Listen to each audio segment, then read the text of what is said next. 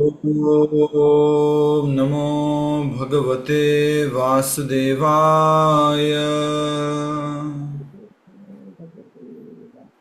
ओम नमो भगवते वासुदेवाय। ओम नमो भगवते वासुदेवाय।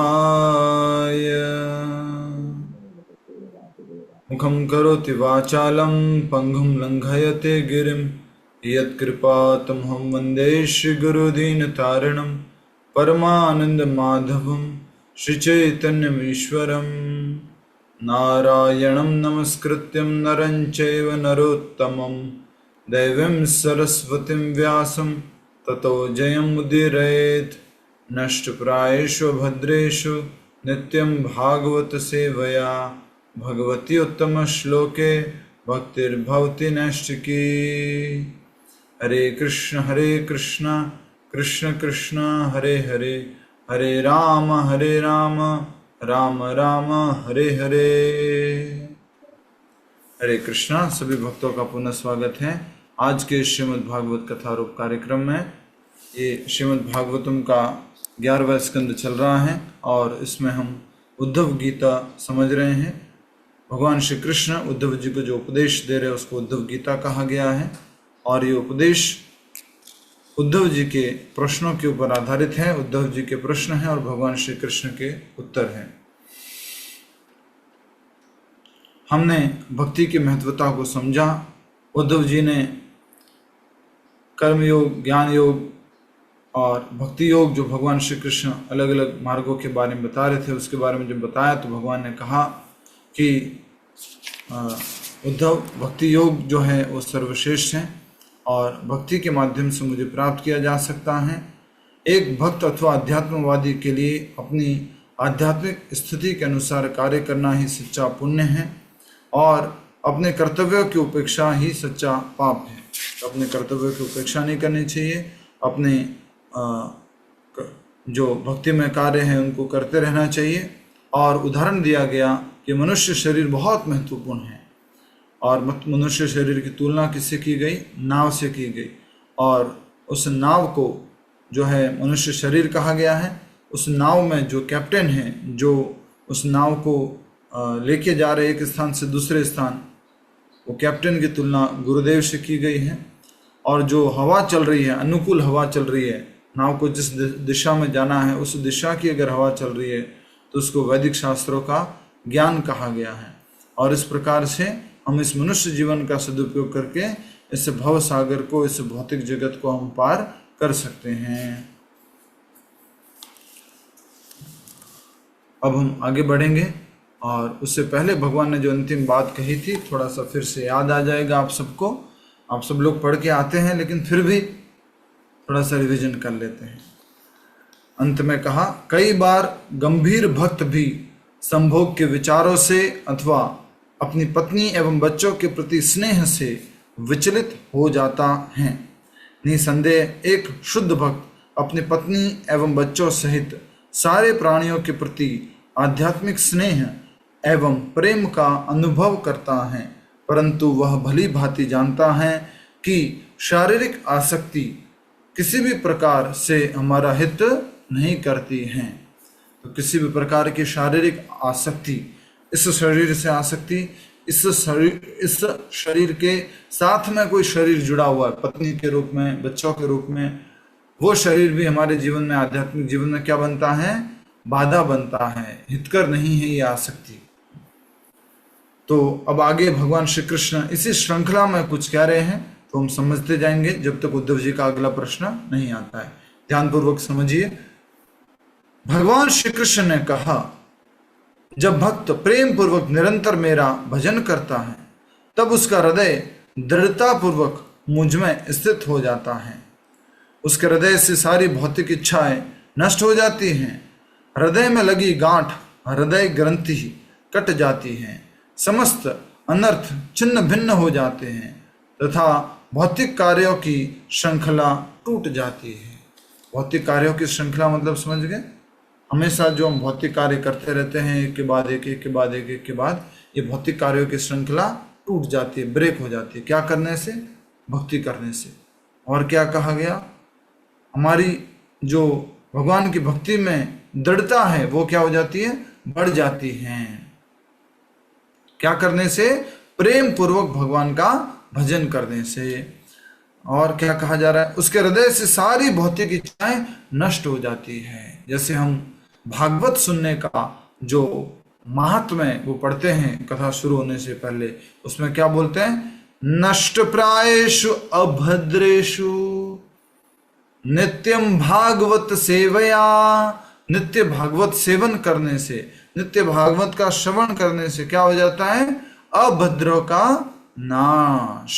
नष्ट प्रायेषु भद्रेषु। तो उसी प्रकार यहाँ पर कहा गया कि निरंतर भक्ति का अभ्यास करने से उसके हृदय से सारी भौतिक इच्छाएं नष्ट हो जाती हैं। हृदय में लगी गांठ, एक ही गांठ लगी हुई हमारे हृदय में, उसको बोलते हैं हृदय ग्रंथि। कौन सी है वो हृदय ग्रंथि? कौन सी वो गांठ है? हमने पहले भी समझा था, एक जना बोलना जिसको मालूम हो। प्रभु जी मैं वो आसक्ति की। पत्नी, परिवार, बच्चों से आसक्ति की गांठ है, उसको क्या कहा गया? हृदय ग्रंथि। और जितनी जितनी आसक्ति बढ़ती जाती है वो गांठ क्या हो जाती है? और मजबूत होती जाती है। पर जब भक्ति का अभ्यास करते हैं तो ये हृदय ग्रंथि, ये हृदय की जो गांठ है वो क्या हो जाती है? कट जाती है। क्षीयन्ते छास्य कर्माणि, कट जाती है और समस्त अनर्थ छिन्न भिन्न हो जाते हैं और भौतिक कार्यों की श्रृंखला टूट जाती है। तो ये याद रखिए और हमेशा अपने जीवन में एक उन्नति का मार्ग क्या होता है उसको समझने के लिए इसको टिक कर लीजिए, इसको ऊपर स्टार मार्क कर दीजिए कि भक्ति के अभ्यास से क्या क्या होता है। जैसे कि अभद्रों का नाश हो जाता है। हृदय में दृढ़ता पूर्वक भगवान के प्रति भक्ति स्थित हो जाती है। हृदय की में लगी जो गांठ है वो टूट जाती हैं और अनर्थ जो है वो छिन्न भिन्न हो जाते हैं। भौतिक कार्यों की श्रृंखला टूट जाती है। भक्ति करने के ये लाभ है। कौन बोल रहे हैं ये लाभ? ओम प्रकाश जी बताएं। हरे कृष्ण प्रभु जी, भगवान श्री कृष्ण बोल रहे हैं। स्वयं भगवान बोल रहे हैं, इसलिए हमारा विश्वास और बढ़ना चाहिए कि कितनी बड़ी बात है कि स्वयं भगवान बता रहे हैं कि भक्ति के अभ्यास से क्या होने वाला है। आगे, मेरे भक्त को ज्ञान, योग तथा अन्य सब प्रकार के धर्म कर्तव्यों के पालन से प्राप्त होने वाले फल सरलता से प्राप्त हो जाते हैं। मेरा भक्त चाहे स्वर्ग जाने की इच्छा करे, मुक्ति की इच्छा करे अथवा मेरे धाम लौटने की इच्छा करे, वह सहजता से उन्हें प्राप्त कर लेता है। तो इसलिए जो भक्ति करता है ना, उसको कोई और इच्छा करनी नहीं चाहिए, क्योंकि क्या हो जाएगा? हर कोई इच्छा क्या हो जाएगी? यस, पूरी हो जाएगी। हाँ, हर कोई इच्छा पूरी हो जाएगी। इसलिए कोई दूसरी इच्छा, भौतिक इच्छा करनी नहीं चाहिए। इसलिए प्रहलाद महाराज ने क्या कहा था? हे नरसिंह देव, अगर आप वरदान देना चाहते हो तो ऐसा वरदान दो कि मेरे हृदय के कोने के अंदर भी कोई भी भौतिक इच्छा न रहे। ऐसा वरदान दो। ऐसा कौन कह रहे हैं? प्रहलाद महाराज। तो ये बहुत ही सुंदर प्रार्थना है। प्रभु जी कुंती महारानी भी तो मतलब ये मांग रही है भगवान से आसक्ति की गांठ को। हाँ, कुंती महारानी भी यही कहती हैं, आसक्ति की गांठ जो मेरी वृष्णि वंशियों के प्रति हैं, वो आसक्ति की गांठ क्या हो जाए?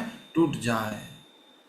तो भगवान खुद कह रहे हैं कि मेरे भक्त को ज्ञान, योग तथा अन्य सब प्रकार के धर्म कर्तव्यों के पालन से प्राप्त होने वाले फल सरलता से प्राप्त हो जाते हैं। तो गीता में कौन सा श्लोक है जिसमें भगवान कहते हैं कि जो भक्त हैं उसको और सारे कार्य, ज्ञान, यज्ञ, तपस्या, दान, सब का फल उसको ऑटोमेटिकली मिल जाता है। हमने अभी भी बताया था 5वीं क्लास पहले। कौन सा श्लोक है? वेदेषु यज्ञेषु तपस्सु चैव दानेषु पुण्यफलम्। 8वां अध्याय अंतिमवां श्लोक खोलो, जल्दी से, जल्दी खोलो, हरी बोल, फास्ट। जय श्री प्रभुपाद, हरि बोल। यस, अनुवाद बताइए। सुभाग माता जी क्या लिखा है? नहीं खोला ना? मैंने खोल लिया। माता थोड़ा धीरज रखो प्लीज, जब तक बोलूं नहीं तब तक बस ध्यान रखना। मेरे पास यहाँ पर पुस्तक नहीं है, वो अभी निकालना है, पुस्तक नहीं है। भगवत गीता नहीं है, ऐसा कैसे होता है भैया? एक ही ठीक, किताब लेके चली थी ना हिंदू मैं। सिन्हा माता जी माइक अनम्यूट करके बोलो। यस, प्रभु जी 8वां अध्याय का कौन सा श्लोक है? अभी बोला माता जी, अंतिम श्लोक। अंतिम श्लोक है, देखते हैं प्रभु जी। इतना प्रेम से बात करते हैं कि डांट भी नहीं सकते।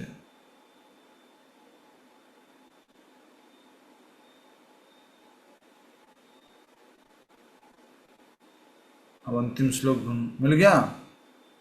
बोलिए, अनम्यूट करके बोलो, क्या अनुवाद है? अनुवाद बोलना है या कि श्लोक बोलना है? माते, अनुवाद बोलना है।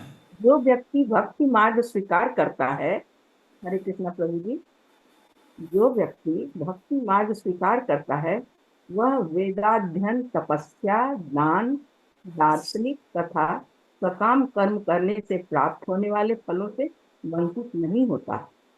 वह मात्र भक्ति संपन्न करके इन समस्त फलों की प्राप्ति करता है और यस, अंत में परम नित्य धाम को प्राप्त होता है। यस। तो वेदेषु यज्ञेषु तपस्सु चैव दानेषु यत् पुण्य फलम प्रदिष्टम अत्येति तत्सर्वमिदं विदित्वा योगी परम स्थानमुपेति चाद्यम। भगवान कह रहे कि जो भक्ति है, जो भक्त है, उसको सारे क्या क्या वेदाध्ययन, दान, यज्ञ, तपस्या, जो भी अलग अलग प्रकार के अभ्यास, उन सब का फल प्राप्त हो जाता है सहजता से। इसलिए यहाँ पर भी भगवान कह रहे हैं आज के हमारे इस भागवत के अध्ययन में कि मेरे भक्त को ज्ञान योग तथा अन्य सब प्रकार के धर्म कर्तव्यों के पालन से प्राप्त होने वाले फल सरलता से प्राप्त हो जाते हैं। मेरा भक्त चाहे स्वर्ग जाने की इच्छा करें, मुक्ति की इच्छा करें अथवा मेरे धाम लौटने की इच्छा करे, वह सहजता से उन्हें प्राप्त कर सकता है। चाहे उसको स्वर्ग जाने की इच्छा है, मेरे पास इच्छा आने की इच्छा है, या मुक्ति की इच्छा है, वो कोई भी इच्छा हो, वो भक्त को आसानी से पूरी हो जाती है। तो इसलिए ध्यान रखना, जब माला जप करते हो ना, तो कोई भौतिक इच्छा ना आ जाए। समझ रहे हो आप? कभी कभी भौतिक इच्छा आ जाए तो क्या कर लेना, ऐसा कर लेना, भगवान सॉरी ये वाली इच्छा पूरी मत करना, ठीक ठाकुर जी प्लीज प्लीज ये मत पूरी करना, आप गड़बड़ हो जाएगा। समझ रहे हो? भौतिक इच्छा आती है कई बार, तो आप क्या करना, माफी मांगना भगवान से कि भगवान ये इच्छा पूरी मत करना, ये भौतिक इच्छा बिल्कुल भी पूरी मत करना। क्योंकि क्या होगा ना, भगवान सबसे पहले भौतिक इच्छा, क्योंकि आपने माला जप करते समय किया या आपने भक्ति करते समय कीर्तन करते हो भौतिक इच्छा की, पूरी कर देते। हमें कोई भी भौतिक इच्छा अपनी पूरी नहीं करवानी, ठीक है।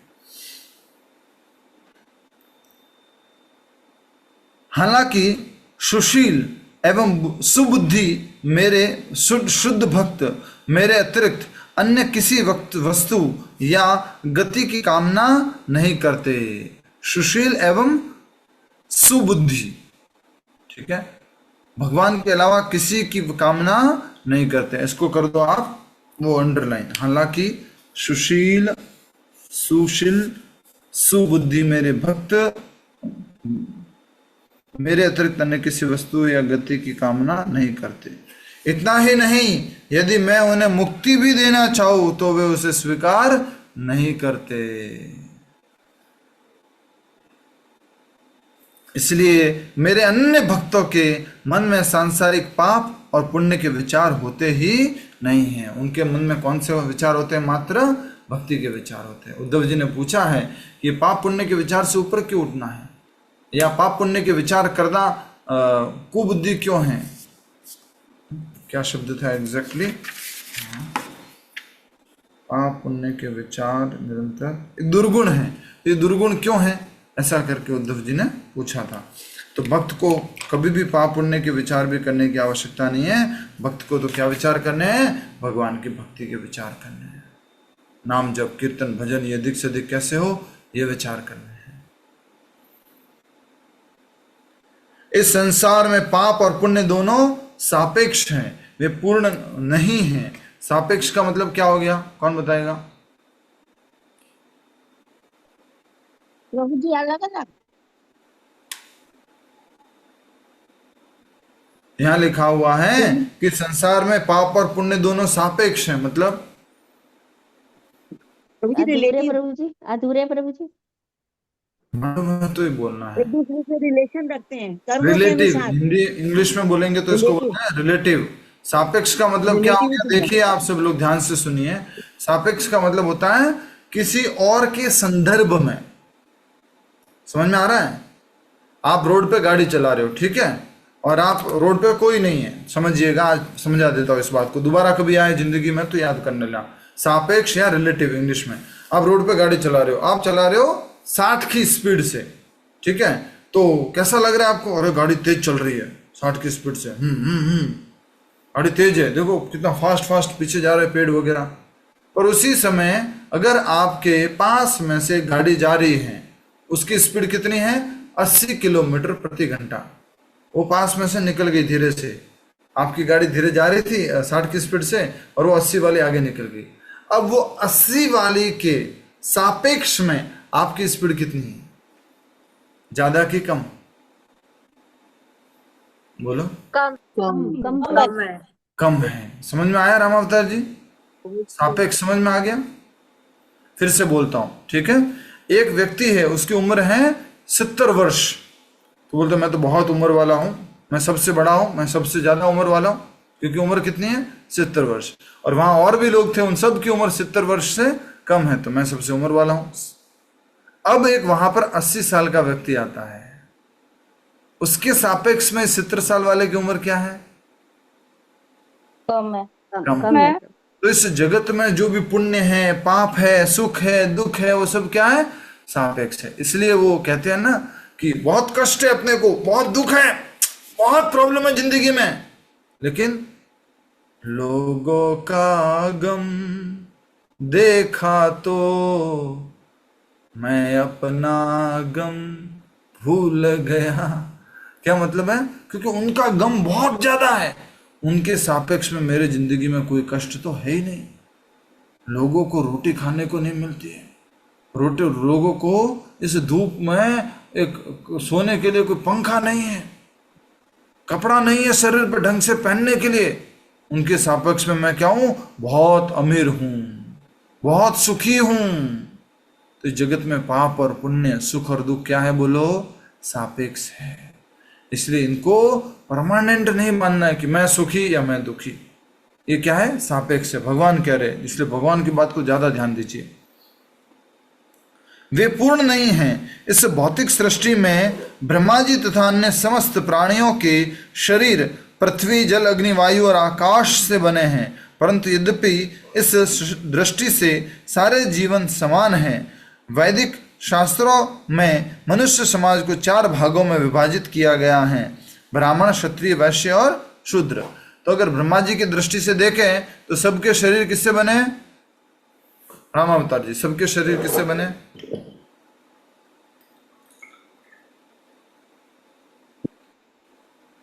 सबके शरीर, हाँ, पृथ्वी, अग्नि, जल, वायु, आकाश।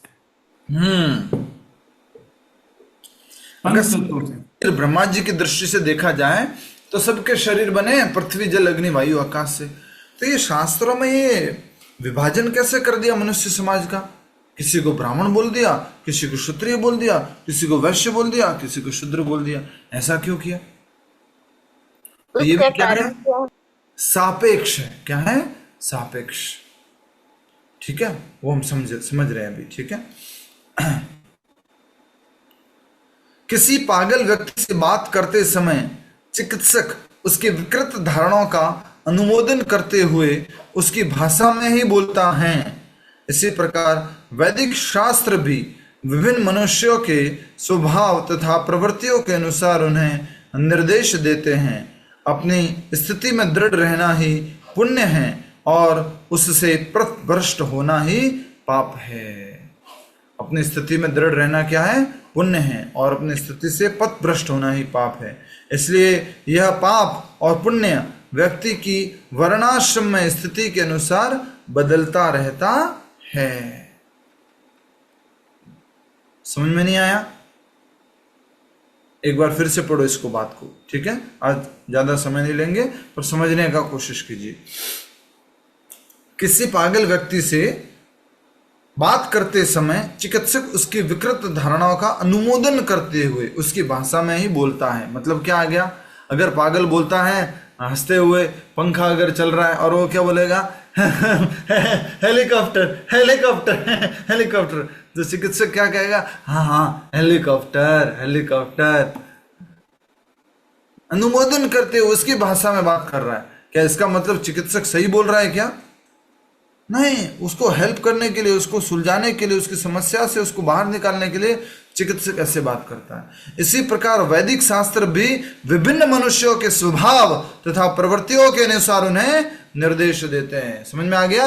अगर कहीं पर वैदिक शास्त्रों में लिखा हुआ है कि अमावस्या की रात को 12 बजे काली के मंदिर जाके किसी अनुपयोगी जीव को, जो कि काम में नहीं आता है, उसको वहां पर जो है आप पूजा करके उसके कान में मंत्र बोल के फिर बलि चढ़ा सकते हो। वो किसके लिए है? ये निर्देश किसके लिए है? हमारे लिए है क्या? हम सब लोगों के लिए है? हम लोगों के लिए नहीं है। ये निर्देश उनके लिए जो क्या करना चाहते हैं। इशारा करो, क्या करना चाहते हैं? समझ गए ना? उनके लिए है, हमारे लिए नहीं है। हमारे लिए क्या निर्देश है शास्त्रों में? जल्दी उठो ब्रह्म मुहूर्त में, और ब्रह्म मुहूर्त में उठ करके शरीर को स्वच्छ करो, मंगला आरती करो, और उसके बाद में बैठ करके अच्छे से जाप करो, फिर विग्रह सेवा करो, भोग बनाओ, आरती करो, गुरु पूजा करो, भागवतम पढ़ो, सुनो। ये हमारे लिए निर्देश है। समझ में आ रहा है आप सब लोगों को? आज बहुत इंपॉर्टेंट बात बोलने जा रहा हूं। अगली बात ध्यान रखना। अब अगली बात, ये दुनिया में आपको जो हिंदू, मुस्लिम, सिख, ईसाई, ये अलग अलग प्रकार के जो धर्म के लोग लग रहे हैं, उसमें जो धर्म गुरु आके गए, उन लोगों के अनुसार शिक्षा दिए। सारी शिक्षाएं सबके लिए नहीं थी। समझ में आ रहा है?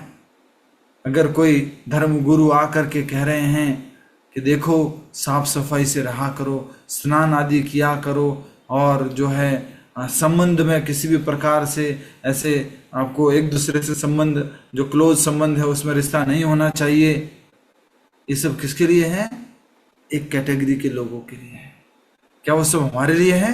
नहीं। हम तो कोई परिवार में, समाज में इस तरह से कोई संबंध रखते नहीं है, क्लोज रिलेटिव में कोई हमारी शादी नहीं होती है, और हम जो है साफ सफाई से रहते हैं। इसमें हमारे लिए कोई निर्देश, और ऐसे लोगों के लिए दूसरा निर्देश है।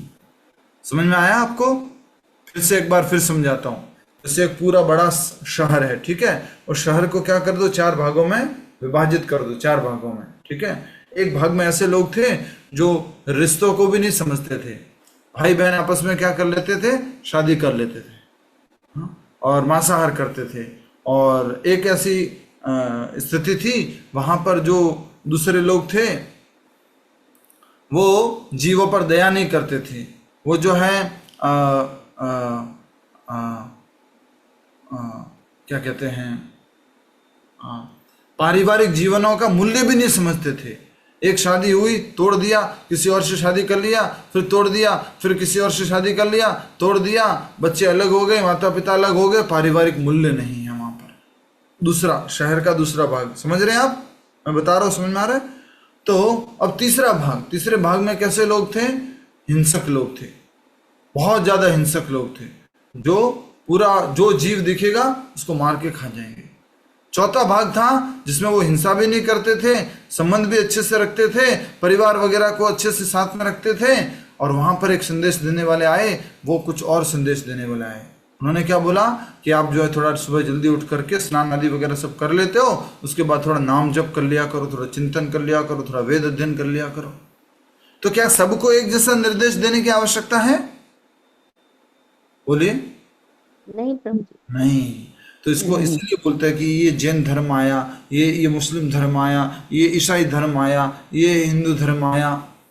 क्योंकि अलग अलग प्रकार के लोगों को अलग अलग प्रकार की शिक्षाएं दी गई। ऐसा कहते हैं कि पैगंबर साहब खुद स्वीकार करते थे कि मैंने जो ये कुछ शिक्षाएं दी हैं वो देश काल परिस्थिति के अनुसार हैं और ये शाश्वत नहीं है। समझ में आ रहा है आपको? हम इसके बारे में एक और उदाहरण समझाएंगे आज आपको, ठीक है? भक्ति सिद्धांत सरस्वती महाराज का उदाहरण है, मुझे आप अंत में याद दिलाना, इसको मैं समझाऊंगा आज आपको, ठीक है?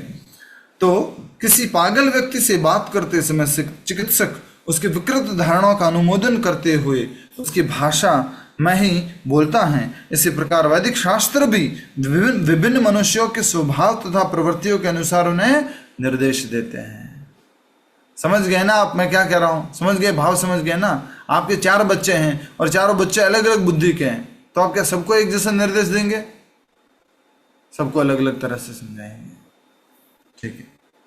अपनी स्थिति में दृढ़ रहना ही पुण्य है और इससे पथ भ्रष्ट होना ही पाप। इसलिए यह पाप और पुण्य व्यक्ति के वर्णाश्रम में स्थिति के अनुसार बदलता रहता है। वो ब्राह्मण है तो अलग है, क्षत्रिय है तो अलग है, वैश्य है तो अलग है, गृहस्थ है तो अलग है, वानप्रस्थ है तो अलग है, और सन्यासी है तो अलग अलग है।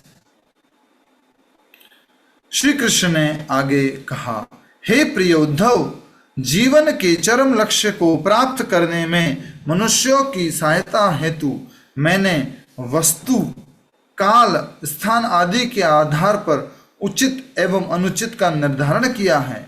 वे स्थान दूषित माने जाते हैं जहां चितकबरे, हिरण तथा ब्राह्मणों का सम्मान करने वाले लोग नहीं रहते, जहां स्वेच्छता की उपेक्षा की जाती है, जहां बहुतायत में मांसाहारी रहते हैं तथा जहां की भूमि बंजर है। अपने नियत कर्तव्यों को करने के लिए कोई भी उपयुक्त काल पवित्र माना जाता है और जो काल व्यक्ति को उसके कर्तव्य करने से रोकता है वह अपवित्र।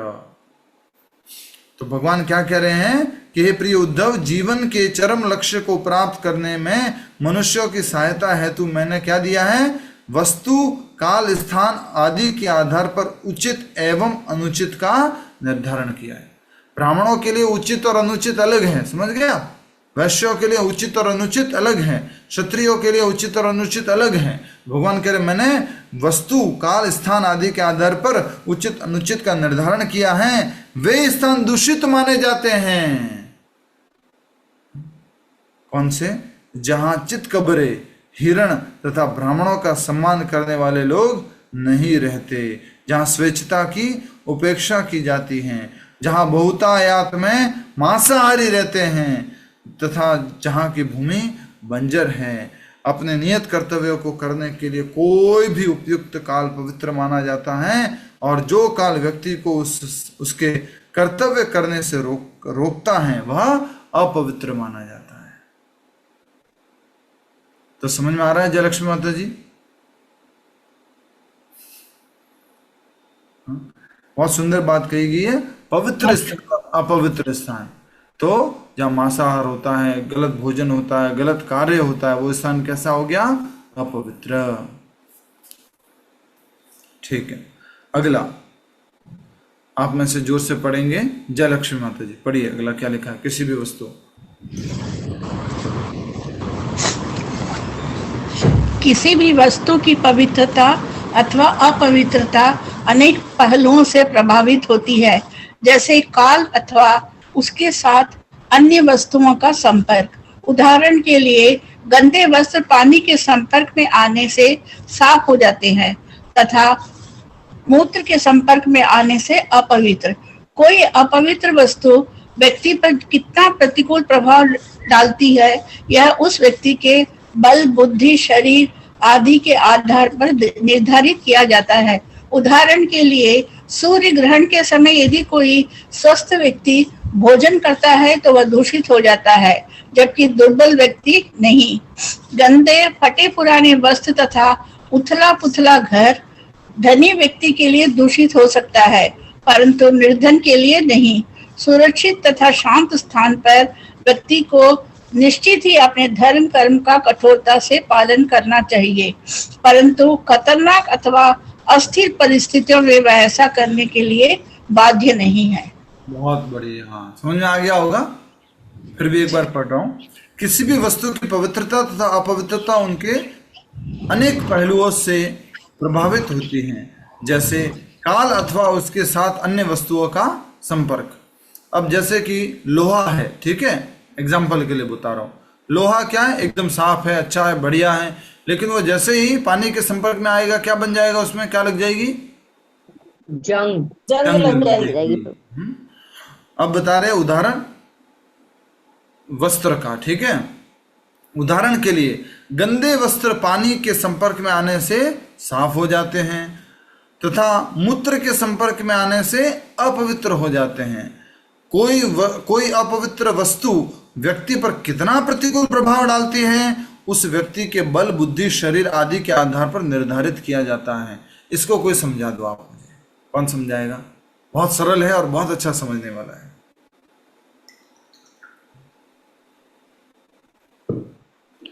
किसी को उस अपवित्रता से कोई फर्क नहीं पड़ता और किसी को बहुत ज्यादा लगता है कि ये तो दूषित हो गया है। यस, थोड़ा और समझाइए, बहुत अच्छा बताया। एक जना और बता दो। प्रभु हरे कृष्णा प्रभु जी। कोई अगर कमजोर है तो गंदगी उसको उतना प्रभाव नहीं डाल रहा है, लेकिन जो स्वस्थ है उस थोड़े से गंदगी से भी वो प्रभावित होता है और उसको साफ तुरंत कर लेता है। तो एक कमजोर के लिए थोड़ा गंदगी कुछ नहीं प्रभाव डाल रहा है, लेकिन जो स्वस्थ है उसको तुरंत साफ सुथरा कर लेंगे। तो ये दोनों में इनके स्वास्थ्य के कारण फर्क पड़ जाता है। प्रभु जी, एक धन्यवाद। माँ का उदाहरण हम ले सकते हैं यहाँ पर कि हाँ, माँ अपने बच्चे ने टॉयलेट कर दिया तो माँ को इतना प्रभाव नहीं पड़ेगा, लेकिन दूसरा व्यक्ति उसी चीज से प्रभावित हो जाता है। यहाँ पर मतलब टॉयलेट पड़ा यहाँ हुआ पर है तो दो वो भी वहां व्यक्तियों की बैठ बात नहीं हो रही है, यहाँ पर एक व्यक्ति की बात हो रही है। बताइए कौन बताएगा?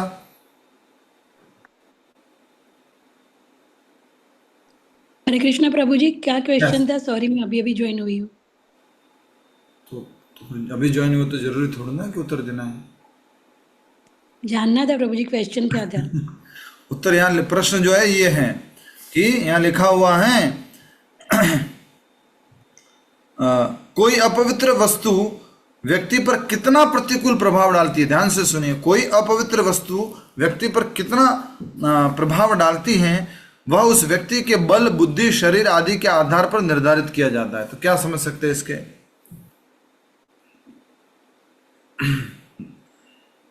प्रभु जी, अपन किसी वस्तु को गलत अपवित्र काम में लेते हैं तो अपनी बुद्धि काम करेगी कि भैया अपवित्र काम में लेना चाहिए या नहीं लेना चाहिए।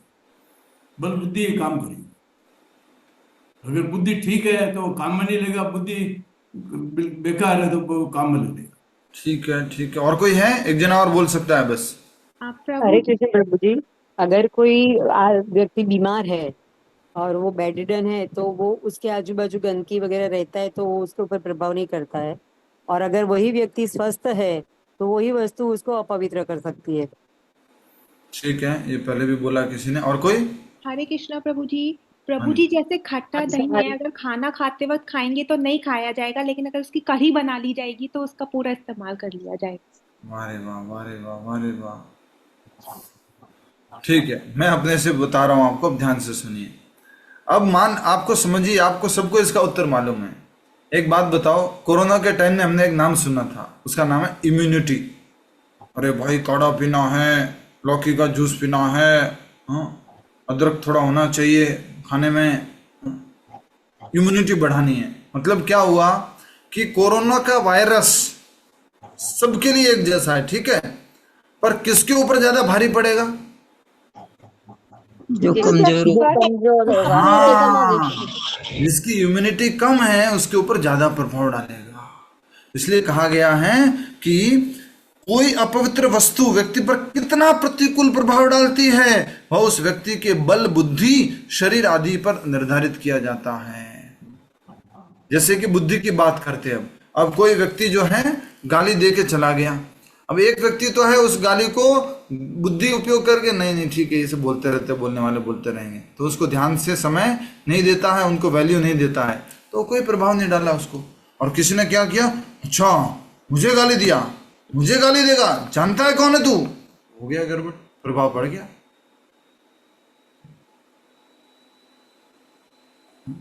और तो इसी प्रकार का आगे उदाहरण भी दिया जाएगा। फिर से बोल रहा हूं, कोई अपवित्र वस्तु व्यक्ति पर कितना प्रतिकूल प्रभाव डालती है वह उस व्यक्ति के बल, बुद्धि, शरीर आदि के आधार पर निर्धारित किया जाता है। उदाहरण के लिए सूर्य ग्रहण के समय यदि कोई स्वस्थ व्यक्ति भोजन करता है तो वह दूषित हो जाता है। सूर्य ग्रहण के समय भोजन नहीं करना चाहिए। हम सब लोग क्या करते हैं सूर्य ग्रहण के समय? कुछ भोजन नहीं करते हैं, ठीक है। जबकि दुर्बल व्यक्ति नहीं, दुर्बल व्यक्ति को कोई प्रभाव नहीं पड़ेगा। गंदे फटे पुराने वस्त्र तथा उथला पुथला घर धनी व्यक्ति के लिए दूषित हो जाता है, परंतु निर्धन के लिए नहीं। तो ये सब कुछ अलग अलग व्यक्तियों पर अलग अलग प्रभाव पड़ते हैं। नेक्स्ट,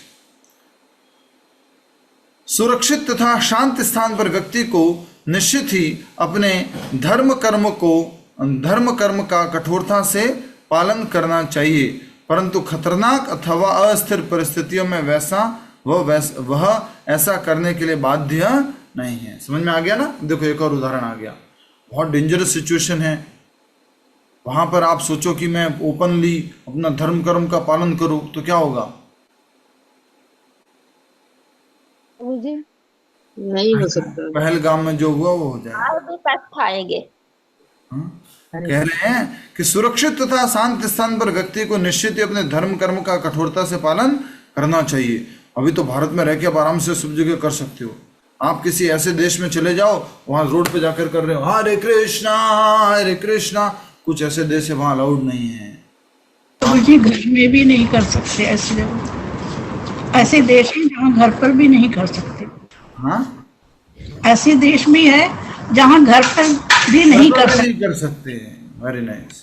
तो सुरक्षित तथा शांत स्थान पर व्यक्ति को निश्चित ही अपने धर्म कर्म का कठोरता से पालन करना चाहिए, परंतु खतरनाक अथवा अस्थिर परिस्थितियों में वह ऐसा करने के लिए बाध्य नहीं है। ठीक है। जैसे कई बार आप लोगों ने अनुभव किया होगा कि आपके शहर में ऐसी कोई गली है जहाँ विधर्मी लोग रहते हैं, सारा अलग अलग तरह के, और वहां फिर भाई जबरदस्ती उनको बुरा लग जाए ऐसा काम नहीं करना है, ये तो गड़बड़ हो जाएगा। जोर जोर से आप चिल्लाते हुए जा रहे हो जय श्री राम, तो फिर गड़बड़ हो जाएगा। ध्यान रखना। भगवान श्री कृष्ण ने कहा, काल, वायु, अग्नि, पृथ्वी तथा जल ये विभिन्न वस्तुओं को अलग अलग अथवा एक साथ पवित्र करते हैं। क्या? काल, वायु, अग्नि, पृथ्वी तथा जल ये विभिन्न वस्तुओं को अलग अलग अथवा एक साथ पवित्र करते हैं। ये सब पवित्र करने वाले हैं, ठीक है। किसी वस्तु को तभी शुद्ध माना जाता है जब वह दुर्गंध, धूल आदि से मुक्त हो। अच्छा एक बात बताओ, स्वेटर होते हैं, स्वेटर कैसे शुद्ध हो जाते हैं? मैंने क्लास में बताया हुआ आपको। स्वेटर हो गए, ऊनी कपड़े हो गए, धूप में सुखाने से। उनको धोगो, मतलब जैसे कॉटन का कपड़ा कैसे शुद्ध होगा? धोने से। उसको धोना पड़ेगा, सर्फ आदि में धोना पड़ेगा, फिर सुखाना पड़ेगा, तब शुद्ध होगा। लेकिन जो ऊनी वस्त्र है उनको डेली धो सकते हैं क्या? धोना चाहिए क्या? बोले नहीं, उनको बस आप धूप में सुखा दो तो वो पवित्र हो जाते हैं। तो पानी भी पवित्र करता है, धूप भी पवित्र करती है, हवा भी पवित्र करती है, सब अलग अलग प्रकार से पवित्र करने वाले हैं। इसलिए कहा जा रहा है कि किसी वस्तु को तभी शुद्ध माना जाता है जब वह दुर्गंध, धूल आदि से मुक्त हो। इसलिए सबसे पहले अगर कोई आपको दिया जाता है भोजन करने के लिए कुछ, और आपको डाउट आ जाता है अरे एक दो दिन पुराना तो नहीं है, फिर आप क्या करते हैं? सबसे पहले क्या करते हैं? स्मेल करते हैं, प्रभु जी। हाँ, पुराना हो गया ऐसा लग रहा है, थोड़ा खट्टा लग रहा है दही, सूंघने से मालूम कर लेते हैं कि खट्टा तो नहीं हो गया, पुराना तो नहीं हो गया। धूल मुक्त होना चाहिए, गंदगी मुक्त होना चाहिए, और वो जो है दुर्गंध मुक्त होना चाहिए। व्यक्ति अपने अस्तित्व को स्नान, दान, तप, अवस्था, बच्चों को शुद्ध अथवा नादान माना जाता है। शारीरिक बल, नियत कर्तव्यों तथा सबसे प्रमुख मेरे स्मरण द्वारा शुद्ध कर सकता है। तो व्यक्ति को अपने अस्तित्व को कैसे शुद्ध करना है? तो बोला जा रहा है यहाँ पर स्नान से, दान से, तपस्या से, अवस्थाओं से, अलग अलग प्रकार की शारीरिक बल से, नियत कर्तव्यों से तथा सबसे प्रमुख मेरे स्मरण द्वारा क्या किया जा सकता है? शुद्ध रखा जा सकता है, शुद्ध कर सकता है। तो अपने आप को शुद्ध करना है तो सबसे, भाई शरीर कमजोर हो गया है, स्नान भी नहीं कर पा रहे हैं और जो है अलग अलग प्रकार से वस्त्र भी नहीं बदल पा रहे हैं, तो कैसे शुद्ध कर सकते हैं अपने आप को? नीरज गुप्ता माता जी, कैसे शुद्ध कर सकते हैं?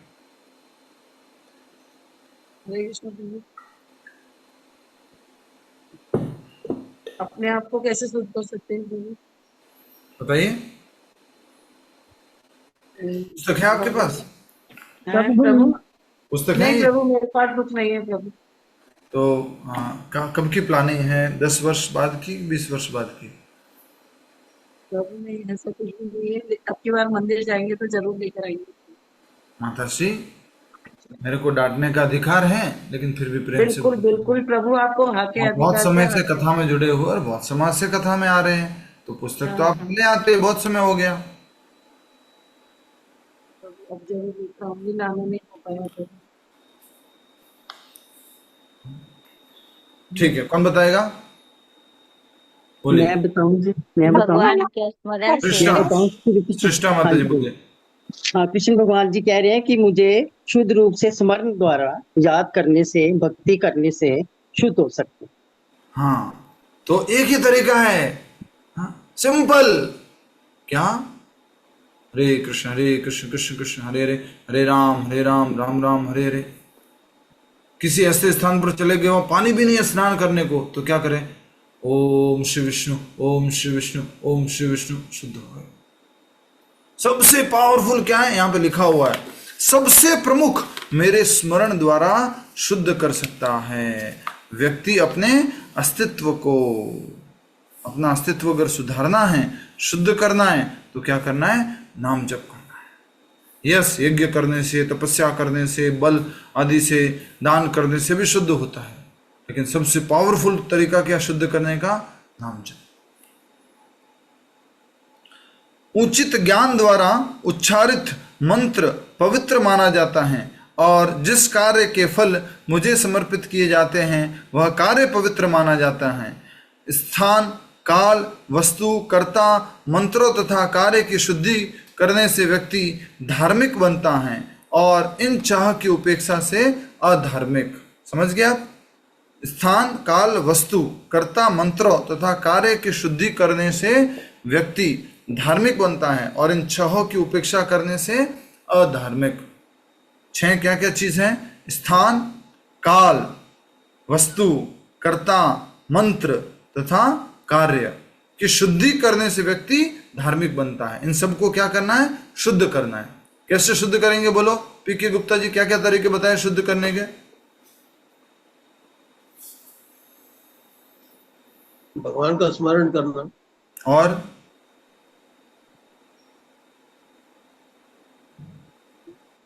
बाकी तो चीजें है।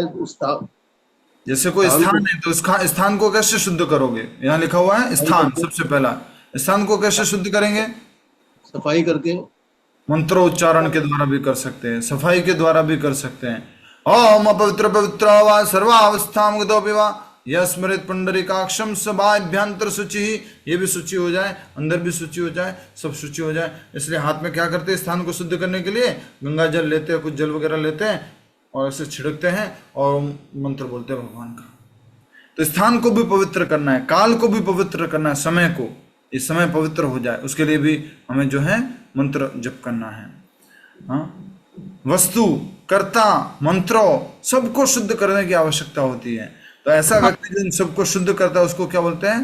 धार्मिक। और जो इनको नहीं करता है, इनकी उपेक्षा करता है, उसको क्या कहते हैं? अधार्मिक। यस। काल के लिए क्या है मंत्र? काल को शुद्ध करना, काल अर्थात समय, समय को शुद्ध करना है। तो हम क्या करेंगे? जैसे कि अभी समय चल रहा है, ऐसा समय चल रहा है, इसमें हम थोड़ा सा दुखी महसूस कर रहे हैं, तो क्या कर सकते हैं? भगवान का मंत्र जाप कर, मंत्र जाप ही करेंगे, संकीर्तन कर सकते हैं, यज्ञ कर सकते हैं। इस प्रकार से उस काल को भी पवित्र किया जाता है। इसलिए तो ऐसा करते हैं ना कि 13 दिन हो गए, उसके बाद क्या करते हैं? हवन करते हैं। क्यों करते हैं मृत्यु के 13 दिन बाद हवन? स्थान की पवित्रता के लिए, काल की पवित्रता के लिए उसको हम करते हैं। ठीक है, एक ही तरीका है, कोई भी काल हो, कोई भी स्थान हो, कोई भी परिस्थिति हो, सबको अच्छे से कर सकते हैं। वो क्या है? हरे कृष्ण कृष्ण कृष्ण हरे हरे, हरे राम राम राम हरे हरे।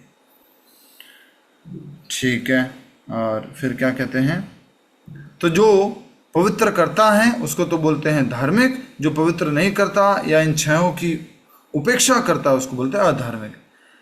आगे, सामान्य रूप से जिस कार्य को पुण्य माना जाता है, कुछ अन्य परिस्थितियों में वह पाप बन जाता है।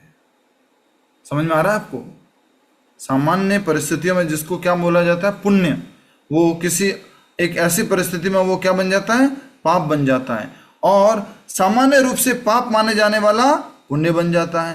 पाप और पुण्य के बीच कोई स्पष्ट विभाजन नहीं है। भगवान ने क्या बोला था? पाप और पुण्य क्या है? सापेक्ष है।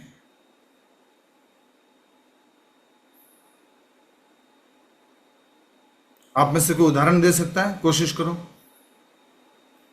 हरे कृष्णा प्रभु जी। प्रभु जी, अगर किसी घर में आग लग जाए और नेबर उसमें हेल्प करने जाए और उस घर को तोड़ दे तो it is consider a good deed, और अगर वो नॉर्मल में उस घर को तोड़े या कुछ करे तो वो एक बुरी चीज मानी जाएगी, गलत काम। बहुत अच्छा, बहुत अच्छा। ठीक है, अच्छा बताया। और कोई छोटा सा एग्जांपल? अभी पुण्य है लेकिन किसी अलग परिस्थिति में वही काम करोगे तो पाप हो जाएगा। ग्रहण के समय मूर्ति पूजा, वैसे तो पूर्ण का कार्य है पूजा, लेकिन उस समय पूजा जो है वो वर्जित है। नहीं, पाप पुण्य नहीं आएगा। यस, कोशिश करो। प्रभु जी, जैसे हम किसी को दान देते हैं गरीब को, अगर वो उसका सही से वो नहीं उपयोग करता तो हमारे को फिर पाप लग जाता है, गलत कार्य में यूज करता है। हरे कृष्ण, अगर कोई बीमार है और उसको जबरदस्ती वो जो कहते हैं कि इंजेक्शन लगा के उन्हें शांत कर दो तो वो पुण्य है, और अगर ऐसे ही उसको जिंदा रहना चाहते हैं इंजेक्शन लगा के मारेंगे तो पाप हो जाएगा। नहीं, थोड़ा थोड़ा गलत हो गया। ठीक है, प्रभुपाद जी का उदाहरण देते हैं आपको। प्रभुपाद जी एक बार जब कोलकाता में थे तो उनके पड़ोस में ना एक बच्चे के जोर से रोने की आवाज आती है। तो प्रभुपाद जी अपने सेवक को भेजते हैं, क्या हुआ, क्या क्यों रो रहा है कोई बच्चा जोर से? तो पूरी कहानी समझ करके आता है और फिर वो आकर के बोलता है प्रभुपाद जी को कि ऐसा हो गया कि ये परिवार जो है पास में, वो उसमें हस्बैंड वाइफ रहते हैं और उनके 2 बच्चे रहते हैं। जो छोटा भाई है उसको टाइफाइड हो रखा है और डॉक्टर ने क्या किया हुआ, उसको बोला हुआ है कि सॉलिड फूड नहीं लेना है, पूरा पक्का भोजन नहीं लेना, खिचड़ी ऐसा कुछ खाना है। और माँ बाप जो है आज शिवरात्रि होने की वजह से वो पूजा के लिए निकल गए मंदिर। और घर में कौन है बोलो? भाई 2 बच्चे, एक बड़ा भाई और एक छोटा भाई। और बीमार कौन है? बड़ा भाई, छोटा भाई बीमार है। ठीक है, तो अब छोटा भाई बीमार है, उसको टाइफाइड हो रखा है, उसको जो है पूरा भोजन नहीं करना है, पूरा सॉलिड फूड नहीं लेना है। तो वो खिचड़ी वो खा रहा था। और उसी समय ये जो बड़ा भाई था उसको बीमारी नहीं थी, तो वो क्या खा रहा था? पराठे, पूड़ी, कचौड़ी, हलवा। अब ये छोटा भाई देख रहा है बड़े भाई की तरफ और देख के बोल रहा है, भाई नहीं है क्या तू? अकेले अकेले खा रहा है, मतलब मैं खिचड़ी खा रहा हूँ, तेरे को दया नहीं आ रही है क्या? अकेले अकेले खा लेगा कचौरी, मेरा फेवरेट पराठा तू खा रहा, मुझे नहीं दे रहा है। बोले नहीं भाई, मैं ऐसा नहीं हूँ, मैं तेरा नहीं, तू भाई नहीं है क्या? अरे नहीं ऐसा मत बोले यार, भाई ले तू भी खा। क्या दे दिया उसको? पराठा। क्या दे दिया उसको? कचौड़ी, समोसा। अब उसने खा लिया और जब माँ बाप वापिस आए तो मालूम पड़ा कि उसका टाइफाइड तो और बढ़ गया है। तो माँ बाप ने फिर क्या किया? किसको मारा? बड़े बेटे को अच्छे से, आपकी भाषा में बोले तो सुताई की, अच्छे से उसको मारा। क्यों मारा उसको बताओ? उसने कुछ गलत किया क्या? अपने छोटे भाई को खाने को ही तो दिया। बीमार को खिला दिया। हाँ, अगर वो स्वस्थ होता तो कोई बात नहीं, अच्छा होता, बढ़िया किया, वेरी नाइस। पर वो अस्वस्थ था, उस समय आपने खिलाया तो वो क्या हो गया, आपके लिए पाप बन गया है, गलत कार्य हो गया है। तो इसलिए यहां पर बहुत सुंदर भगवान बात कह रहे हैं कि सामान्य रूप से जिस कार्य को पुण्य माना जाता है, कुछ अन्य परिस्थितियों में वह पाप बन जाता है।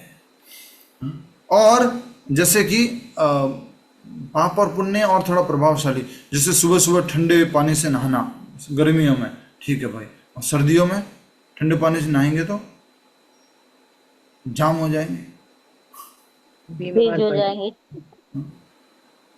और सामान्य रूप से पाप माने जाने वाला पुण्य बन जाता है अलग परिस्थिति में। पाप और पुण्य के बीच कोई स्पष्ट विभाजन नहीं है। 14 वर्ष की अवस्था तक बच्चों में अच्छे बुरे का भेद करने की बुद्धि नहीं होती, इसलिए उन्हें उनके कार्यों का उत्तरदायी नहीं माना जाता। इसी प्रकार पशुओं को उनके तथाकथित अच्छे बुरे कार्यों के लिए प्रशंसित अथवा निंदित नहीं किया जाता। पशुओं की कोई प्रशंसा नहीं की जाती, अरे वाह क्या बात है, या उसको कहा जाए क्या पागल है, ऐसा कर दिया तुमने, क्योंकि वो पशु है। उसी प्रकार यहाँ कहा जा रहा है बच्चे जो होते हैं 14 वर्ष के बच्चे, उनको किसी भी कार्य का उत्तरदायी नहीं माना जाता है, उसको उनके किसी भी कार्य का दंड नहीं दिया जाता है या बहुत कुछ विशेष उनको उपहार नहीं दिया जाता है। लेकिन अभी तो कलयुग चल रहा है, सब बदल गया है, समझ गए ना आप? ठीक है, आगे क्या बोलते हैं भगवान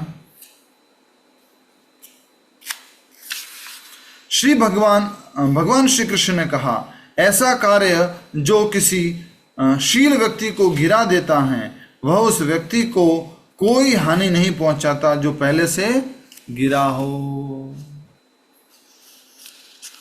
समझ में आ गया ना? गिरे हुए व्यक्ति को क्या कोई गिराएगा, और जो शील व्यक्ति है उसको अगर कोई वो गिरा देता है तो क्या होगा, उसके लिए अच्छा नहीं है, उसके जीवन में क्या हो जाएगा, पतन हो जाएगा। नेक्स्ट, भूमि पर लेटा हुआ व्यक्ति भला कहाँ गिरेगा? व्यक्ति के अंतरम स्वभाव द्वारा प्रेरित संग ही उचित माना जाता है। व्यक्ति के अंतरम स्वभाव द्वारा प्रेरित संग ही उचित माना जाता है। तो जो अंदर से, हृदय से जो स्वभाव आ रहा है उसी को उचित माना जाएगा। और ये सब क्या है, क्या बात हो रही है, सारी चीजें क्या है, सापेक्ष है। सापेक्ष समझ गए ना, रिलेटिव है, सापेक्ष रिलेटिव। सुख दुख नहीं माता जी, ये सब जो कुछ भी है इस जगत में सब कुछ क्या है, सापेक्ष है। कोई बोलेगा प्रभु जी आप तो अंधेरे में बैठे हो, अगर पूरी तरह से मैं अंधेरा कर दूं तो नहीं नहीं नहीं नहीं, आप तो उजाले में बैठे थे, और मैं ज्यादा लाइट कर दूं तो अरे वाह आप थोड़ा कम उजाले में बैठे थे। हरे कृष्ण को भी तुलनात्मक भी बोल सकते हैं। तुलनात्मक अध्ययन होता है हर किसी का, सापेक्ष किसी और के साथ में। कोई बोले प्रभु जी आपकी तो हाइट बहुत अच्छी है, और किसी बड़े लंबे हाइट वाले से मिलूंगा तो ऐसे तो छोटू है, बना दिख रहा है।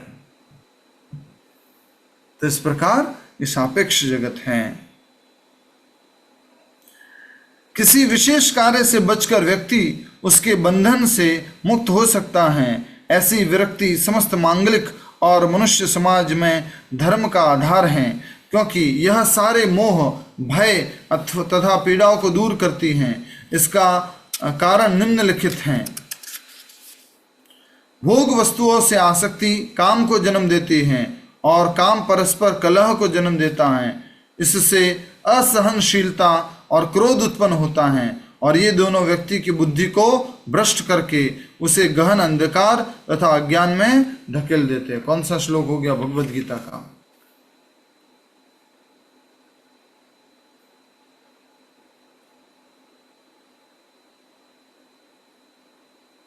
भूल गए? ना चाहते हुए भी मुझे अर्जुन बोल रहे हैं मुझे ढकेल। प्रभु 262। मैं थोड़ा दिखाता हूँ, थोड़ा इशारा करता हूँ, उससे फिर याद करना, ठीक है? देख रहा था, देख रहा था, देख रहा था, देख रहा था, देखता ही रह गया। इसको याद आ गया? ध्यायतो विषयान पुंसः, दूसरे अध्याय का 62वां श्लोक पढ़ो, खोलो। ऐसे याद कराने वाले मास्टर होने चाहिए। ऐसे ऐसे देख रहा था याद आ गया। हाँ हाँ हाँ, ध्यायतो विषयान।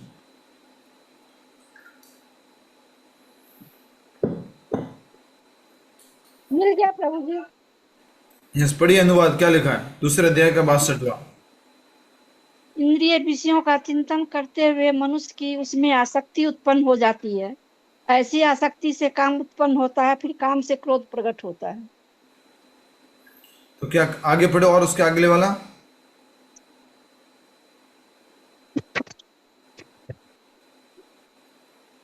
क्रोध से पूर्ण मोह उत्पन्न होता है और मोह से स्मरण शक्ति का विभ्रम हो जाता है।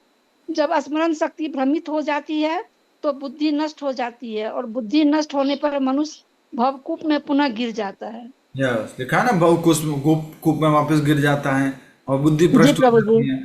तो उसमें भगवत गीता में ने क्या समझा था, किसी वस्तु के ऊपर क्या करोगे आप, ध्यान करोगे। इधर देखो, किसी वस्तु के ऊपर क्या करोगे आप, ध्यान करोगे। तो ध्यान करने से क्या उत्पन्न होगी, आसक्ति उत्पन्न होगी, और आसक्ति से फिर क्या उत्पन्न होगा, काम उत्पन्न होगा कि मुझे चाहिए, और काम से फिर क्या उत्पन्न होगा, अगर पूरा हो गया तो लोभ, और पूरा नहीं हुआ तो क्रोध। काम अगर पूरा हो गया, काम मतलब इच्छा, वो पूरी हो गई तब तो लोभ, और चाहिए और चाहिए, और पूरा नहीं हुआ तो क्रोध आएगा, और क्रोध से क्या होगा फिर, क्रोधात भवति सम्मोह। कुछ समझ में नहीं आता है, सम्मोह में पड़ जाते हैं। सम्मोहात स्मृति विभ्रमा, पूरी स्मृति खत्म हो जाती है। स्मृति भंसात बुद्धि नाशो, बुद्धि काम करना बंद कर देती है। बुद्धि नाशात प्रणश्यति, और फिर वापस वो उसी भवकूप में गिर जाता है जहां से उसने शुरू किया था। देखिए क्या कहा जा रहा है, किसी विशेष कार्य से बचकर व्यक्ति उसके बंधन से मुक्त हो सकता है। ऐसी व्यक्ति समस्त मांगलिक और मनुष्य समाज में धर्म का आधार है, क्योंकि यह सारे मोह, भय तथा पीड़ाओं को दूर करती है। इसका कारण निम्नलिखित है। देखिए क्या कहा जा रहा है, विरक्ति जो है, जो आसक्ति होती है, वो तो क्या करती है, हमें भय उत्पन्न करती है, और विरक्ति क्या उत्पन्न करती है, बोलो जोर से बोलो। मांगलिक भक्ति बंधन से मुक्त करती है। अरे सिंपल हो गया ना, अगर आसक्ति भय उत्पन्न करती है तो विरक्ति क्या उत्पन्न करेगी, निर्भय अभयता करेगी ना। अगर आप विरक्त हो तो आपको किसी भी चीज का भय लगेगा, किसी भी चीज को आपको चिंता रहेगी, नहीं रहेगी ना। वही कहा जा रहा है, ऐसी विरक्ति समस्त मांगलिक और मनुष्य समाज में धर्म का आधार है, क्योंकि यह सारे मोह, भय तथा पीड़ाओं को दूर करती है। क्या, विरक्ति। इसका कारण निम्नलिखित है। भोग वस्तुओं से आसक्ति को किसको जन्म देती है, काम को। अभी अभी हमने पढ़ा गीता के दूसरे अध्याय के 62वें श्लोक में, ठीक है। आसक्ति हो जाएगी तो क्या उत्पन्न होगा, काम। काम परस्पर किसको जन्म देता है, कलह हो। काम से क्या उत्पन्न हो गया, क्रोध। पूरा नहीं हुआ काम तो क्रोध उत्पन्न हो गया। इससे असहनशीलता, काम से, क्रोध से, और क्रोध उत्पन्न होता है, ठीक है। और फिर कह रहे हैं, और ये दोनों व्यक्ति की बुद्धि को भ्रष्ट करके उसे गहन अंधकार तथा अज्ञान में धकेल देते हैं। इसलिए क्या करना है, हमें आसक्ति नहीं रखनी है। आसक्ति रखने वाला कहां पहुंच जाएगा, सीधा गहन अंधकार में, अज्ञान में धकेल दिया जाएगा। मिथ्या अहंकार वश हम अपने शरीर को ही मैं मान बैठते हैं और स्वयं को अपनी संपत्ति एवं कार्यों का भोक्ता मानने लगते हैं, परंतु वास्तविकता तो यह है कि हम भगवान श्री कृष्ण के अंश हैं और इसलिए श्री कृष्ण ही सच्चे स्वामी हैं एवं हमारे कार्यों के भोक्ता हैं। जब काम वासनाएं निराश हो जाती हैं तो इससे क्रोध और बाद में मनुष्यों के बीच कलह उत्पन्न होता है, परंतु यदि भगवान श्री कृष्ण ही वास्तविक भोक्ता हैं तो फिर स्पर्धा का प्रश्न ही कैसा। कृष्ण भावना के अभाव में स्वयं को भोक्ता मान बैठा प्रत्येक व्यक्ति दूसरे के साथ संघर्ष कर रहा है। इस लाइन को दोबारा पढ़ना पड़ेगा और समझना पड़ेगा तो मन में पूरी शांति आ जाएगी, ठीक है। ये आज का अंतिम रहेगा, ठीक है। अब तो एक बार फिर जाग जाओ, हाँ अंतिम है, जाग जाओ। हाँ, इसके बाद तो सीधा आपकी गरम गरम या हरे कृष्णा, ठीक है। अंतिम पैराग्राफ आज का जो भी पढ़ा उसी को दोबारा पढ़ रहे हैं। रामावतार जी पढ़िए, जहां समझ में नहीं आया रुकिएगा या मैं रोकूंगा।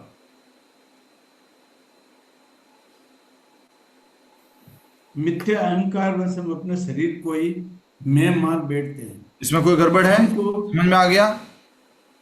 बिल्कुल समझ में आ गया। मिथ्या अहंकार मतलब कौन सा अहंकार? गलत अहंकार मतलब झूठा अहंकार। सही अहंकार क्या है? ये सही अहंकार क्या है? मैं आत्मा हूं, मैं भगवान का शाश्वत नित्य दास हूं, मैं भगवान का अंश हूं, ये क्या है? सही अहंकार है। आगे पढ़ो। और स्वयं को अपनी संपत्ति एवं कार्यों का भोक्ता मानने लगते हैं। अपने आप को क्या माना? शरीर माना। अपने आप को शरीर माना, मैं माना, उसके बाद में क्या माना? अपने कार्यों को और अपनी को संपत्ति का अपने आप को क्या माना? भोक्ता मान लिया। अब वो भोग कर पाया तब तो खुशी मिलती है, नहीं कर पाया तो क्या मिलता है? क्रोध मिलता है, उसको डिस्टर्ब हो जाता है। और कोई भोगता है तो उसको भय लगता है, अरे वो कैसे भोग रहा है, वो कैसे लेके जा रहा है। और कोई भोगने की कोशिश भी करता है, चिंता बढ़ जाती है। रात को सोते समय भी चिंता होती है, अरे कोई वो ले गया तो, कोई भोग लिया तो। आगे। परंतु वास्तविकता तो यह है कि हम भगवान श्री कृष्ण के अंश है और इसलिए श्री कृष्ण ही सच्चे स्वामी एवं हमारे कार्यों के भोक्ता है। यस, तो हम सब वास्तविकता क्या है? झूठा ये है कि मैं ये शरीर हूं। वास्तविकता क्या है? मैं भगवान का अंश हूं और भगवान श्री कृष्ण हमारे सच्चे स्वामी हैं और हमारे कार्यों के भोक्ता है। तो कृष्ण भोगने वाले, मैं नहीं भोगने वाला। इसलिए गीता का यहाँ पर 5वें अध्याय का 29वां श्लोक लागू होता है। भोक्ताराम यज्ञ तपसाम सर्वलोक महेश्वरम सुहृदम सर्वभूतानाम ज्ञात्वा माम शांति मृच्छति। ऐसा व्यक्ति जो जानता है कि मैं सभी यज्ञों का, सभी तपस्याओं का, सभी लोकों का स्वामी, सभी यज्ञ तपस्याओं का भोक्ता, एकमात्र भोक्ता हूं, सभी का भला चाहने वाला हूं, वो व्यक्ति क्या प्राप्त करता है? शांति। नेक्स्ट। जब काम वासनाएं निराश हो जाती है तो इससे क्रोध तथा बाद में मनुष्यों के बीच कलह उत्पन्न होता है। हाँ, जब मैं करते करते काम वासनाएं पूरी नहीं हुई, मैं भोक्ता, मैं स्वामी, मैं मालिक, तो क्या आता है? क्रोध। और कलह, क्रोध के बाद मनुष्य के बीच क्या उत्पन्न हो जाता है? कलह, झगड़ा। नेक्स्ट। परंतु यदि भगवान श्री कृष्ण वास्तविक भोक्ता है तो फिर स्पर्धा का प्रश्न ही कैसा? हाँ, जब कृष्ण भोक्ता है फिर कौन भोग रहा है, कौन नहीं भोग रहा, क्या है, सबसे मुक्त हो गया। कृष्ण भावना के अभाव में स्वयं को भोक्ता मान बैठा प्रत्येक व्यक्ति दूसरे के साथ संघर्ष कर रहा है। हाँ, तो कृष्ण भावनामृत है नहीं हमारे जीवन में और फिर हम क्या करते रहते हैं? अपने आप को स्वामी मानते हैं, अपने आप को भोक्ता मानते हैं, दूसरा भी अपने आप को भोक्ता मानता है, एक दूसरे में संघर्ष चलता रहता है। इसलिए हमें अपने आप को भोक्ता नहीं मानना है, हमें क्या मानना है? भोग्य। मैं तो कृष्ण द्वारा भोगे जाने वाला हूं, मैं तो कृष्ण का दास हूं, मैं तो उनका शाश्वत अंश हूं। आगे करेंगे नहीं, अभी एक जो उदाहरण बोला वो हम आपको आज बताएंगे और बहुत सुंदर उदाहरण है वो। प्रभु जी, एक बात मेरी अभी समझ में नहीं आई। हाँ, अब आप प्रश्न सामान्य रूप से जिस कार्य को पुण्य माना जाता है कुछ अन्य वह पाप बनता है, इसका एक आप उदाहरण बताइए क्या होता है? एक उदाहरण बताता हूं, ठीक है।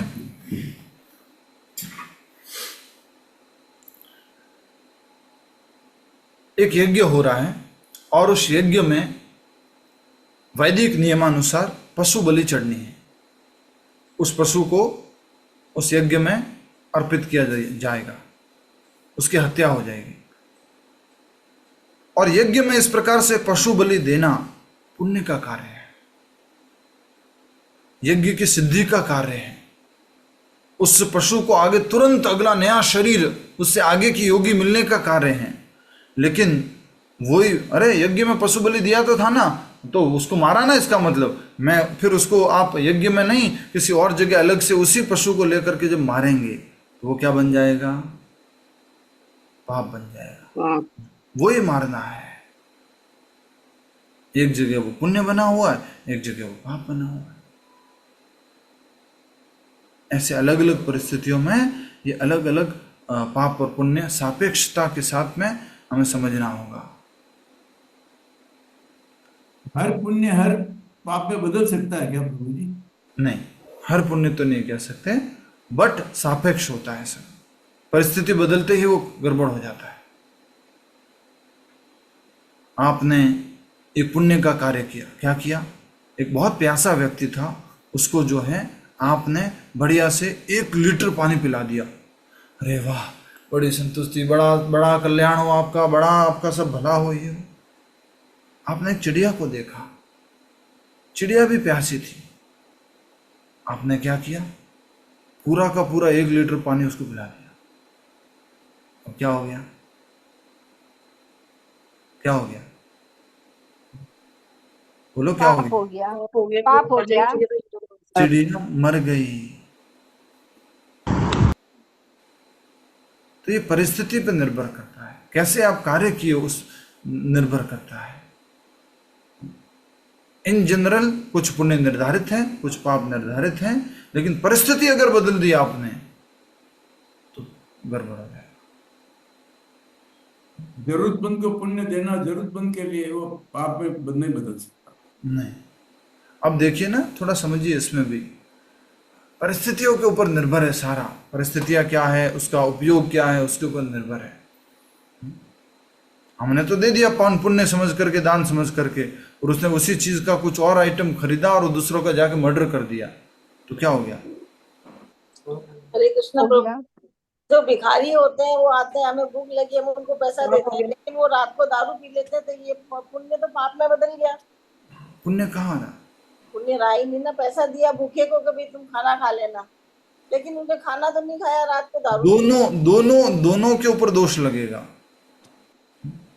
वो भी जाएगा अपना, जो उनके पाप कटने थे वो पाप कटे नहीं, उसको और लंबा समय लगेगा, और आप जो है वो आपको भी ज्यादा उसका प्रभाव पड़ेगा। हाँ, हमें भी तो पाप लगेगा ना कि हमने उसको दारू के लिए पैसे दे दिए, उसका पाप बढ़ा दिए, या समय बढ़ जाएगा उसका। प्रभु जी, और में दुश्मन के आदमियों को मारना पुण्य है। Yes, very nice. और आई थिंक लीना विज माता जी ने भी इसी तरह का उदाहरण दिया था। रामावतार जी, बहुत सुंदर उदाहरण आया है, कृपया करके वीडियो ऑन करके प्रस्तुत हो जी। तो क्या उदाहरण आया है कि अगर आप बॉर्डर पे खड़े हो, और बॉर्डर पे खड़े हो करके अगर ऑर्डर आ गया अपने कमांडर इन चीफ का, और उसने बोल दिया गोलियां चलाओ, मारो, धड़ धड़ धड़ धड़ धड़ धड़ धड़ धड़, आपने मार दिया, और आपको क्या मिला?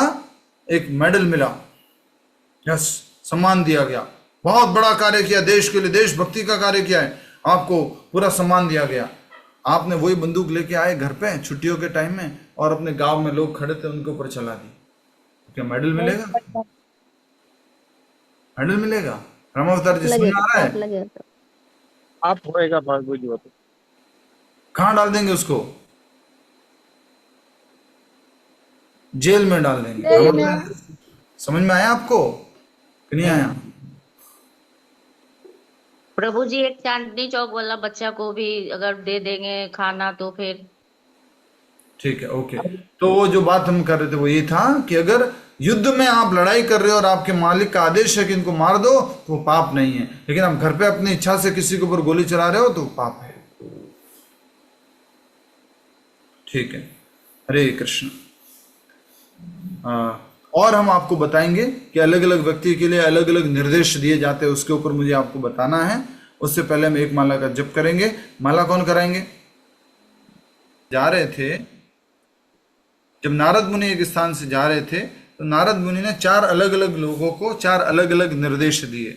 जैसे कि नारद मुनि ने अपने भ्रमण के समय सबसे पहले उनको एक व्यक्ति मिला, और वो व्यक्ति था राजा का बेटा।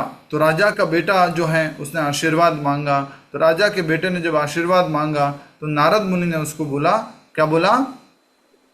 नारद मुनि ने बहुत सुंदर बात बोली उस राजा के बेटे को। उनको बोला कि राजा पुत्र चिरंजीव, क्या बन, राजा का पुत्र क्या रहे? चिरंजीवी रहे, कभी मृत्यु ना हो, अर्थात तुम जीते रहो हमेशा। ठीक है, राजा के पुत्र को क्या बोला? राजपुत्र चिरंजीवी, चिरंजीवा, कि हमेशा जीवित रहो, हमेशा जीते रहो। माइक बंद कर दो बाकी लोग प्लीज। धन्यवाद। अब दूसरा, नारद मुनि जब आगे जा रहे थे तो जैसे ही आशीर्वाद दिया ना तो सब लोग देख रहे एक दूसरे को। तो नारद मुनि जब आगे बढ़े तो दूसरा उनको एक मिला, मुनि पुत्र। मुनिपुत्र मिला। मुनिपुत्र मतलब एक जो साधु था, एक संत था, उनका एक बेटा मिला। तो उनको उन्होंने क्या आशीर्वाद दिया? मुनिपुत्र। मुनिपुत्र को क्या बोलते हैं? जो नारद मुनि थी वो क्या बोलते हैं? उनको बोलते हैं माँ जीव। माँ जीव मतलब यू डोंट डाई, आपकी मृत्यु ना हो, आप जीते रहो। दीर्घायु प्रभु। देखो दोनों को सेम हो गया, कोई बोल ही नहीं रहा है कि अलग क्या बोला है इसमें। दीर्घायु नहीं, सुनिए, मुनिपुत्र के लिए उन्होंने क्या बोला? उस ब्रह्मचारी के लिए क्या बोला उन्होंने? उन्होंने बोला माँ जीव। माँ जीव का मतलब क्या होता है? माँ मतलब नहीं, जीव मतलब जियो। तो क्या बोला उन्होंने? नहीं जियो। हाँ, आप मत जियो, यू डोंट लीव, आप जियो मत, आप मर जाओ। राजा को, राजा के पुत्र क्या क्या बोला? राजपुत्र चिरंजीव, मुनि पुत्र माँ जीव, मतलब कि मर जाओ। अब आते आगे बढ़ते नारद मुनि, और आगे उनको जो है कौन मिलता है? उनको एक ग्रेट भक्त, एक भक्त मिलता है और साधु भक्त मिलता है, ठीक है। और उसको वो आशीर्वाद देते हैं जीव, जीव वा मर वा। उनको क्या आशीर्वाद दिया? कि आप जियो या मरो, जैसा आप चाहो। जीव वा मर वा, कि आप जीव वा मतलब नहीं जियो, मर वा मतलब नहीं मरो। मतलब क्या हो गया? कि आप जियो या मरो, ऐसा जैसा आप चाहो।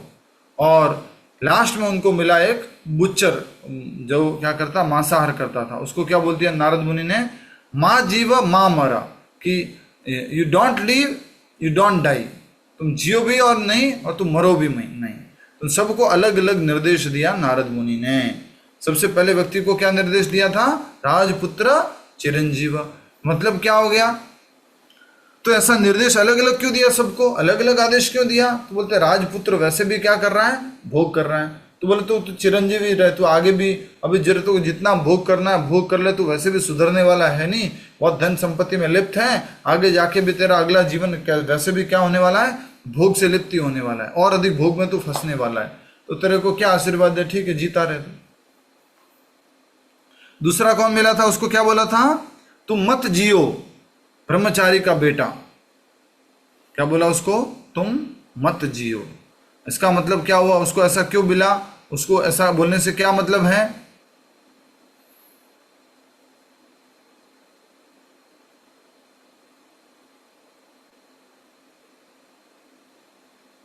तुम मत जियो, बेटर भला है कि तुम मर जाओ। मां जीव अर्थात तुम मर जाओ। मर के मुक्ति मिल जाएगी ना उसे। हाँ, मतलब यह है इसका, ध्यान से सुनिएगा। दूसरे को क्या बोला? मां जीव, अर्थात कि देख तू ऑलरेडी भगवान की भक्ति में है, ऑलरेडी अभ्यास कर रहा है, ऑलरेडी नियमों का अभ्यास कर रहा है, मुनि पुत्र है। अब मैं चाहता हूं कि तुम आगे फंसे नहीं, अब आगे का जीवन में फंसे नहीं, इसलिए क्या हो जाए? मां जीव। मां जीव मतलब मृत्यु हो जाए, और मृत्यु होते ही तो वापस कहाँ चला जाएगा? भगवान के धाम चला जाएगा, आगे बढ़ जाएगा, अच्छी योनियों में प्रवेश कर जाएगा। अगर तो यहाँ पर रहा और ये मोह माया से विचलित हुआ, और तो क्या हो सकता है? तुम अपनी स्थिति से गिर सकते हो। इसलिए नारद मुनि ने उसको क्या आशीर्वाद दिया? मां जीव मतलब तुम जियो मत, अर्थात बेटर यू डाई। हिंदी में क्या बोलेंगे? Better you die. अच्छा ही अच्छा है, मरना अच्छा है, मर जाओ। अच्छा होगा कि तुम शरीर छोड़ दो, ठीक है। नेक्स्ट, तीसरा कौन सा था? साधु। साधु को क्या बोला था उन्होंने? जीव वा मरा वा। साधु जो था, भगवान का भक्त था, उसको क्या बोला? माय डियर डिवोटी, इधर यू लीव और डाई, द सेम थिंग। अगर तुम जियो या मरो एक ही चीज है। जीते जी भी तुम क्या कर रहे हो? कृष्ण भक्ति कर रहे हो, कृष्ण भक्ति का प्रयास कर रहे हो, कृष्ण भक्ति का प्रचार कर रहे हो, और असीमित आध्यात्मिक लाभ उठा रहे हो, आनंद उठा रहे हो। और तुम मर जाओगे, उसके बाद भी क्या करोगे? भक्ति करोगे, नाम जप ही करोगे, चिंतन ही करोगे, प्रचार ही करोगे। तो एक ही बात है, तुम जियो या मरो, तुम्हारी इच्छा। समझ में आ गया आपको? लास्ट वाला कौन था फिर? बुचर, कत्ल क्या बोलते हैं उसको, कसाई। कसाई, उसके लिए क्या बोला, लास्ट वाले के लिए क्या बोला था, जीव वा, सॉरी, माँ जीव माँ मरा, माँ जीव माँ मरा, मतलब क्या हुआ इसका, मत जियो मत मरो तुम्हारे, मत जियो मत मरो। तो क्या करे भाई, मरे भी नहीं जिए भी नहीं तो क्या करे, उसका बता रहे प्रभुपाद जी कि आप तो जियो भी मत और मरो भी मत, पर ऐसा क्यों। तो प्रभुपाद जी कह रहे हैं कि ऑलरेडी वो कैसा जिंदगी जी रहा है, मरा हुआ ही जिंदगी जी रहा है। सुबह से लेकर के क्या करता है, जानवरों को मारता रहता है, उनका खून देखता रहता है और ऐसे जीवों की हत्याएं करता है, और वो अपना इस प्रकार से आजीविका चला रहा है। इतनी खतरनाक, इतनी दर्दनाक इतना वो जीवन जीता पूरा दिन भर, जिसमें वो जानवरों को मारता रहता है। तो ऐसा व्यक्ति जीवित रह के क्या करेगा, you don't live don't die. फिर आगे प्रभुपाद जी उसको समझाते हैं कि वो मृत्यु के बाद क्या करेगा, कहाँ जाएगा वो ऐसा व्यक्ति जो मांसाहार कर रहा है, जो मार रहा है, वो कहाँ जाएगा, नरक में। नरक में जाएगा। तो ये अभी तू मरे या बाद में मरे, तेरा स्थान तो फिक्स है। इसलिए प्रभुपाद जी बोलते हैं माँ जीवा माँ मरा, मतलब क्या हुआ, न तो जियो न मरो, मरने के बाद भी तुम्हारी स्थिति यही होने वाली है। हमेशा तुम जो है जानवरों को जो मारे हो, नरक में तुम सड़ने वाले हो और तुम्हारी स्थिति को कोई समझा नहीं सकता है। और अभी तुम जैसे इन जानवरों को परेशान कर रहे हो, वैसे ही तुम्हारी भयानक स्थिति होने वाली है। तो अलग अलग जीवों को, अलग अलग व्यक्तियों को अलग अलग उपदेश दिए गए। उसी प्रकार हमारे शास्त्रों में अलग अलग व्यक्ति के लिए अलग अलग उपदेश है। ठीक है, थैंक यू, हरे कृष्णा।